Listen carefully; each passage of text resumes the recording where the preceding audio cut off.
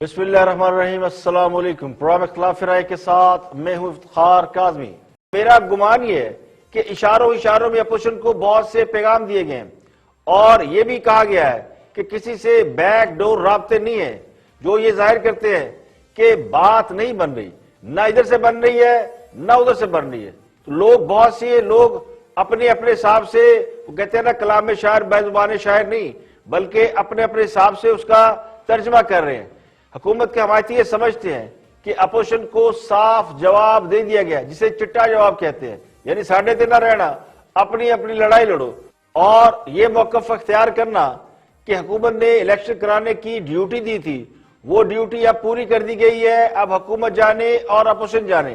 تو یہی وہ نقطہ ہے، یہی وہ مقام ہے جسے اپوزیشن تسلیم نہیں کر رہی، اور وہ سمجھتی ہے کہ بات اتنی سادی نہیں ہے، لڑائی صرف حکومت سے نہیں ہے۔ صرف مد مقابل حکومت ہوتی تو ایسی خراب کارکردگی والی حکومت 4 دن نہیں چلتی، لیکن بیڈ گورننس، درجنوں بحران، میگا سکینڈل، قرضوں کی بھرمار اور مہنگائی سمیت تمام فیکٹرز ایسے ہیں جو کسی بھی حکومت پر اتنا بوجھ بن جاتے ہیں کہ حکومت کا سنبھلنا بہت مشکل ہوتا ہے۔ اتنے بوجھ کے باوجود حکومت کا قائم رہنا، یہی بات اپوزیشن کو ہضم نہیں ہو رہی کہ حکومت کے پیچھے کوئی نہیں ہے۔ تو ڈی ڈی آئی اختیار کی جانب سے سیاسی معاملات پر جو پوزیشن لی گئی ہے یا جس طرح کے جواب دیے گئے ہیں، اس سے 2-3 چیزیں بڑی واضح ہوتی ہیں، اور سب سے بڑی چیز تو یہ ہے کہ پی ڈی ایم نے لانگ مارچ کرنے کا جو اعلان کر رکھا ہے راولپنڈی کی جانب، اس کا کوئی نہ کوئی جواب ضرور آیا ہے، اچھا ہے یا برا ہے، نفع میں ہے یا نقصان میں ہے، لیکن اس کا جواب ضرور آیا ہے۔ اب دیکھنا یہ ہے کہ اپوزیشن کیا حکمت عملی اختیار کرے گی۔ تو پہلی بات تو یہ ہے کہ اپوزیشن نے جو پوزیشن لی ہوئی ہے وہ یہ ہے کہ وہ نہ کسی سے مذاکرات کر رہی ہے، نہ کرنے کو تیار ہے۔ میرا گمان یہ ہے کہ اشاروں میں اپوزیشن کو بہت سے پیغام دیے گئے ہیں، اور ایک پیغام تو یہ ہے کہ ہم سیاست میں بالکل کوئی عمل دخل نہیں ہے ہمارا، اور ہماری طرف آنے کی ضرورت نہیں ہے، آپ جانے اور حکومت جانے، اور یہ اعلان کرنا کہ وہ کسی سے بیک ڈور رابطے میں نہیں ہے، جو یہ ظاہر کرتے ہیں کہ بات ابھی بن نہیں رہی، یعنی صورتحال سٹیٹس کو پر کھڑی ہے، نہ ادھر سے بات بن رہی ہے نہ ادھر سے بات بن رہی ہے۔ بہت سے لوگ اپنے طریقے سے ان باتوں کا ترجمہ کر رہے ہیں اور کریں گے بھی۔ حکومت کے حمایتی جو ترجمہ کر رہے ہیں وہ یہ کہتے ہیں کہ اپوزیشن کو صاف جواب مل گیا ہے، جسے چٹا جواب کہتے ہیں، یعنی ساڈے تے نہ رہنا، اور اس کا مطلب یہ ہے کہ اپوزیشن اگر اسلام آباد کی بجائے راولپنڈی جانا چاہتی ہے تو پھر شوق سے آئے، لیکن اس معاملے میں اسٹیبلشمنٹ اپنا کوئی رول پلے نہیں کر سکتی۔ تو جو پہلے ہم کہتے تھے کہ یہ پیغام دیا گیا ہے کہ حکومت جانے اور اپوزیشن جانے، وہ مجھے لگتا ہے کہ اب بھی پوزیشن وہی ہے۔ الیکشن میں دھاندلی کے حوالے سے جو الزامات لگے ہیں یا بار بار ان کا ذکر کیا جاتا ہے، اس کے حوالے سے ایک بات آج پھر واضح کی گئی، اور یہ کہا گیا کہ الیکشن کرانے کی انہیں ڈیوٹی حکومت وقت نے دی تھی، اور وہ ڈیوٹی انہوں نے پوری کر دی ہے۔ اب حکومت جانے اور اپوزیشن جانے یا باقی سیاسی جماعتیں جانے، تو یہی وہ نقطہ ہے جس کے اوپر بات اس وقت کھڑی ہوئی ہے۔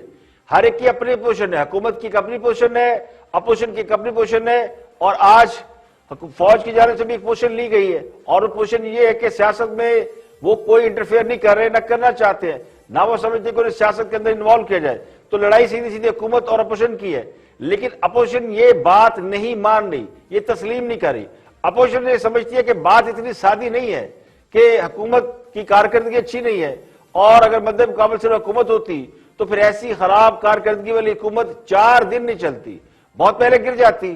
بہت سے فیکٹر ہوتے ہیں حکومت کو ناکام کرنے کے لیے، بیڈ گورننس، بحران در بحران، ابھی حالیہ بحران جو آیا ہے بجلی کا بحران، اس سے پہلے درجنوں بحران آ چکے، آٹا، چینی، گندم، اور پتہ نہیں کس چیز کا بحران اس ملک میں آیا ہے۔ اس کے علاوہ کرپشن کے سکینڈل، میگا سکینڈل، جس میں اربوں روپے کے معاملات ہیں، قرضوں کی بھرمار ہے، مہنگائی جو روز بروز بڑھتی جا رہی ہے، آج پھر بجلی، گھی سب مہنگے ہو گئے ہیں۔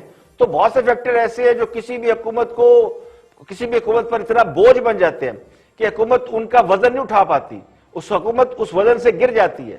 اگر اتنے بوجھ کے باوجود، اتنی لائبلٹی کے باوجود، اتنی ناکامیوں کے باوجود حکومت اپنی جگہ قائم دائم ہے، تو یہ بات تو پھر طے ہے کہ وہ بلا وجہ قائم دائم نہیں ہے، تو کوئی نہ کہیں کسی جگہ سے سپورٹ ہے۔ یہی بات اپوزیشن کو ہضم نہیں ہو رہی کہ حکومت کے پیچھے کوئی نہیں ہے۔ اب سوال یہ ہے کہ یہ جو پوزیشن لی ہوئی سب نے، وہ بڑی واضح ہے. فوج خود کو سیاسی معاملات سے ڈسٹنس کیے ہوئے ہے، لیکن پی ڈی ایم وہ یہ اعلان کر رہی ہے کہ ہم راولپنڈی جائیں گے، لانگ مارچ اس طرف کریں گے. آج بھی پی ڈی ایم کا جلسہ ہو رہا ہے تو پی ڈی ایم اپنے بیانیے سے نہیں بدلی، اور پی ڈی ایم بدستور اسٹیبلشمنٹ کو ہی مخاطب کرتی ہے اور ان سے ہی مطالبات کر رہی ہے. اب دیکھنا یہ کہ اس بیان کے بعد، اس واضح موقف کے بعد پی ڈی ایم کیا موقف اختیار کرے گی، کیا حکمت عملی اختیار کرے گی. اب یہ بات تو پہلے سے طے ہے، جو اپوزیشن بھی کہہ رہی ہے کہ وہ کسی سے مذاکرات نہ کر رہے ہیں نہ کرنے کو تیار ہے. اب یہی بات فوج کی طرف سے سامنے آئی ہے کہ کوئی بیک ڈور رابطے نہیں ہو رہے، کوئی مذاکرات نہیں ہو رہے، حکومت کے ساتھ بھی کسی کے مذاکرات نہیں ہو رہے. تو پھر جو مذاکرات کے لیے لوگ موو کر رہے ہیں، بہت سے لوگ جا کے شباشی سے مل رہے ہیں، بہت سے لوگ کسی اور سے مل رہے ہیں، تو پھر یہ کون لوگ ہیں؟ پھر یہ کس کی طرف سے مذاکرات کر رہے ہیں؟ تو یہ بہت اہم اور بہت ہی بڑا کوسچن مارک ہے. اپوزیشن یہ کہتی ہے کہ طاقتور حلقے پیچھے ہٹ جائیں، یہ موقف ہے.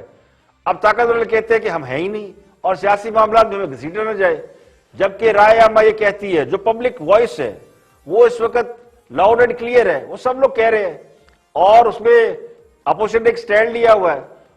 اور اپوزیشن کا یہ مطالبہ تھا سب سے پہلے کہ گرینڈ ڈائیلاگ کیا جائے.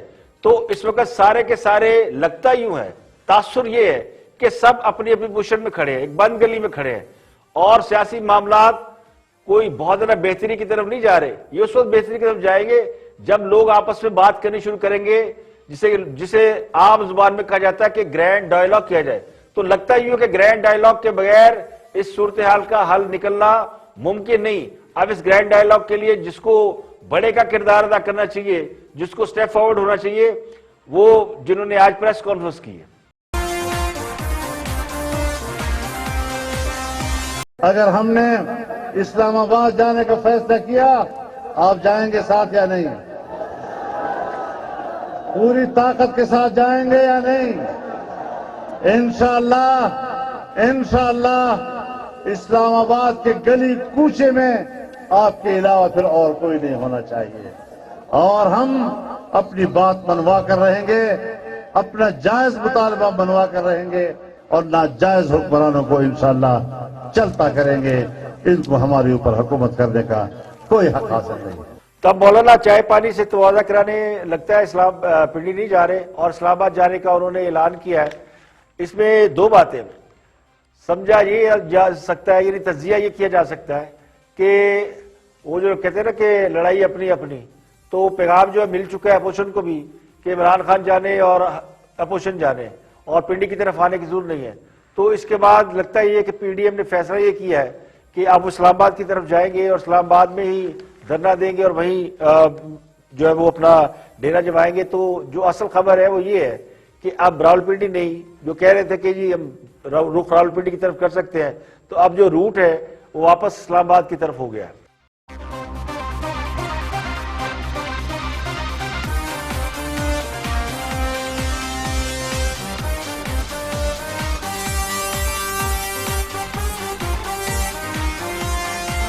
سیاستدانوں اور ان کے سیاسی مستقبل کے فیصلے کیا عوام کو کرنا چاہیے یا پھر انہیں کرنا چاہیے جنہیں کچھ سیاستدان پسند نہیں ہے؟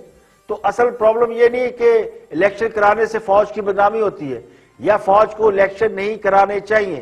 بدنامی اس بات سے بالکل نہیں ہوتی، بلکہ لوگوں کا بہت اعتماد ہے کہ جب فوج الیکشن کراتی ہے تو لوگ یہ سمجھتے ہیں کہ کوئی گڑبڑ نہیں ہوگی، کسی کا اثر رسوخ نہیں چلے گا، کوئی دھاندلی نہیں کر سکے گا، اور جس نے جس کے ڈبے میں جس کو ووٹ دیا ہے اسی کا ووٹ نکلے گا. تو یہ وہ اعتماد ہوتا ہے جب فوج سے ریکویسٹ کی جاتی ہے کہ وہ الیکشن کنڈکٹ کرے، اور فوج الیکشن کراتی بھی اسی طرح ہے. اب چونکہ فوج ہو عدلیہ ہو، اس کو ہمیشہ کریڈیبل ادارے کی حیثیت حاصل ہے. یہ دو ادارے ایسے ہیں پاکستان میں جن کی کریڈیبلٹی ہے، کبھی کبھی کوسچن مارک ہوتی ہے، لیکن گھوم پھر کے معاملات جب ان کی طرف آتے ہیں تو پھر ان کی ایک واضح پوزیشن سامنے نظر آتی ہے. تو اصل مسئلہ یہاں سے شروع نہیں ہوتا، اصل مسئلہ وہاں سے شروع ہوتا ہے جب الیکشن پروسیس میں کوئی خلل پڑتا ہے یا الیکشن پروسیس جو ہے وہ تھوڑا بگڑتا ہے، رزلٹ دینے والا سسٹم بیٹھ جاتا ہے.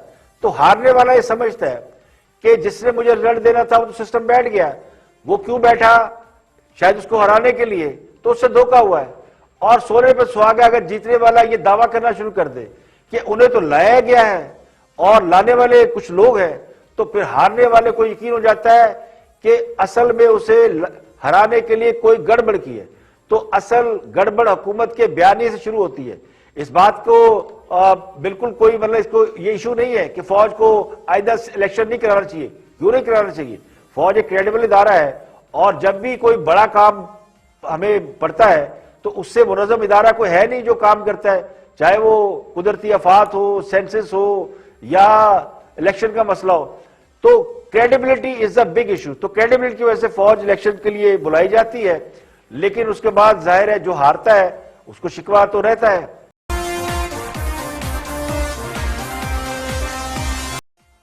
آگے بڑھتے اور تھنک ٹینک میں گفتگو کر رہے ہیں خاور گھمن تجزیہ کار ہیں. دیکھتے ہیں کہ وہ کیا فرماتے ہیں، ان کا تجزیہ دیکھتے ہیں. جب ان سے سوال کیا جاتا ہے تو پھر وہ کہتے ہیں کہ جی میں اس وقت جو ساری پالیسیز ہیں وہ میری ڈائریکشن کے اوپر جو خارجہ پالیسی ہے، میرے ساتھ فوج کھڑی ہے. ملک کے اندر جہاں پہ مجھے مدد چاہیے، کووڈ پہ مدد چاہیے، مجھے ٹڈی دل پہ مدد چاہیے، یا کسی بھی ایشو کے اوپر مجھے مدد چاہیے تو فوج کو میں بلاتا ہوں، میرے ساتھ کھڑی ہے. کوئی ایسا کام نہیں ہے، یہ پرائم منسٹر صاحب کی آن دا ریکارڈ سٹیٹمنٹ ہے، جو میری مرضی کے خلاف جو ہے موجودہ جو ملٹری لیڈرشپ ہے وہ کر رہی ہو. ان سے پوچھا گیا، جو نواز شریف صاحب نے الزام لگایا کہ ماضی میں میرے سے ایک ڈی اے ISI نے جو آ کے استعفیٰ مانگ لیا. تو جب یہ سوال ان سے پوچھا گیا، انہوں نے کہا جب میرے سے کوئی اس طرح مانگے گا تو میں تو پہلے اس کا استعفیٰ اپنے سامنے رکھوا لوں گا. باقی اگر ماضی کے اندر سٹیٹمنٹس کا چلے جائیں کہ جی عمران خان صاحب نے کون سی سٹیٹمنٹس دی تھیں، پھر 80s میں کس کا کیا کردار تھا، یا 90s کے اندر کیا کردار تھا، وہ اس کے اوپر پھر جتنی مرضی بحث کر لیں. میرے خیال میں بہت اچھی بات کی ہے یا صاحب نے کہ ہم اب تو ہم 2021 میں پہنچ چکے ہوئے ہیں، بحث و مباحثہ ہو رہا ہے اس کے اوپر. ہمارے ملک کے اندر آئیڈیل جمہوریت ہرگز نہیں ہے. آئیڈیل ہونا چاہیے. ہمارے ملک کا جو انتخابی نظام ہے وہ آئیڈیل نہیں ہے، اس میں بہت زیادہ ریفارمز کی ضرورت ہے. ہمارا جو پارلیمانی نظام ہے اس میں بہتری کی ضرورت ہے. ہماری جو اس وقت جمہوری جماعتیں ہیں ان کے اندر جمہوریت ہمیں لانے کی ضرورت ہے. یہ نہیں ہمیں ایک دن صبح اخبارات کے اندر ایک سٹیٹمنٹ پڑھنے کو مل جائے کہ گزشتہ رات بلاول بھٹو زرداری صاحب کو 4 سال کے لیے دوبارہ سے ان کو الگ کر لیا گیا چیئرمین پارٹی کا. ہمیں کچھ علم نہیں. جہاں پہ جمہوریت ہوتی ہے، اصل جمہوریت ہوتی ہے، وہاں پہ اچھی خاصی پارٹیز کے اندر دھنگا مچھلی ہوتی ہے پارٹی کی چیئرمین شپ لینے کے لیے یا پارٹی کو سربراہ بننے کے لیے. تو میرے خیال میں بہت ساری چیزیں ہیں، حقائق کے اوپر ہمیں ضرور بات کرنی چاہیے. تو یہ آج کل موجودہ جو بحث ہے بنیادی طور پر اداروں کو جو گھسیٹ رہی ہے وہ PDM اور خاص طور پر نواز شریف صاحب بار بار ان کو لے رہے ہیں. میرے خیال میں حکومت بالکل یا صاحب نے صحیح فرمایا کہ پوری طرح پکے پاؤں کھڑی ہے. جواب تو پر دینا پڑتا ہے، کیا کریں پرائم منسٹر صاحب. اچھا لیکن خاور آپ کے خیال میں دیکھیے، اگر کوئی یہ سمجھتا ہے کہ پاکستان کی سیاست میں اسٹیبلشمنٹ کا کوئی رول نہیں رہا اور آئندہ بھی نہیں رہے گا، تو یا تو وہ حقائق نہیں جانتا یا پھر خود کو دھوکہ دے رہا ہے، لوگوں کو بہلانے کی کوشش کر رہا ہے. اس لیے یہ الزام کسی کو بھی نہیں دیا جا سکتا کہ وہ سیاست میں ان کو گھسیٹ رہا ہے، یعنی طاقتور حلقوں کو گھسیٹ رہا ہے یا انہیں انوالو کر رہا ہے. بدقسمتی سے ہمارے یہاں جو سیاست ہے اس کے ڈائنامکس ہی ایسے ہیں. ایک ٹرائنگل ہے. اسٹیبلشمنٹ کا رول بہت طاقتور ہے اور اسٹیبلشمنٹ میں بہت سے ادارے شامل ہیں، فوج بھی ان میں سے ایک ہے، عدلیہ کا بھی بہت بڑا کردار ہے. تو جو بھی اقتدار میں ہوتا ہے وہ اسٹیبلشمنٹ کو خوش رکھتا ہے یا اسے خوش رکھنا پڑتا ہے، اور جو اقتدار سے باہر ہوتا ہے وہ اقتدار میں آنے کے لیے پر تول رہا ہوتا ہے تو وہ بھی کوشش کرتا ہے کہ اسٹیبلشمنٹ سے اس کے رابطے استوار ہو جائیں.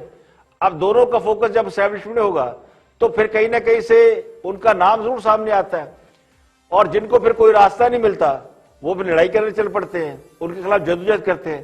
تو اس ملک میں جتنے مارشل لگے ہیں سب کے خلاف پولیٹیکل تحریک چلی ہے، جدوجہد ہوئی ہے، تب جا کے کوئی بات بنی ہے. اب یہ پہلی بار ہے کہ سیاسی جماعتیں نہیں، خود حکومت یہ تاثر دے رہی ہے کہ وہ تو قائم ہی اداروں کی وجہ سے، وہ کھڑی اداروں کی وجہ سے. اسی لیے دعوے کیے جا رہے ہیں کہ حکومت پکے پاؤں پر کھڑی ہے. تو سوال یہ کہ اگر حکومت پکے پاؤں کھڑی ہے تو پھر اپوزیشن سڑکوں پر کیوں ہے؟ تو اپوزیشن سڑکوں پر اس لیے ہے کہ حکومت پکے پاؤں نہیں. جو حکومت مضبوط ہوتی ہے، پکے پاؤں ہوتی ہے، ان کے خلاف تو چڑیا پر نہیں مارتی، لوگ سڑکوں پر نہیں نکلا کرتے، جلسے جلوس نہیں کیا کرتے. اور جو حکومت اتحادیوں کے سر پر قائم ہوتی ہے اس کے پاؤں تو کبھی بھی پکے نہیں ہوتے. تو لاجیکلی بھی یہ بات غلط ہے، کیونکہ ایک آدھ اگر پلر اتحادی ادھر ہو گیا تو پھر عمارت زمین بوس ہو سکتی ہے. تو اس لیے یہ کہنا کہ بڑے پکے پاؤں ہیں، یہ بات کسی حد تک جو ہے وہ درست نہیں ہے. یہاں پہ لیکن بریک، اور بریک کے بعد واپس آئیں گے اور بھی ہم موضوعات آپ کے ساتھ شیئر کریں گے. ہمارے ساتھ رہیے گا.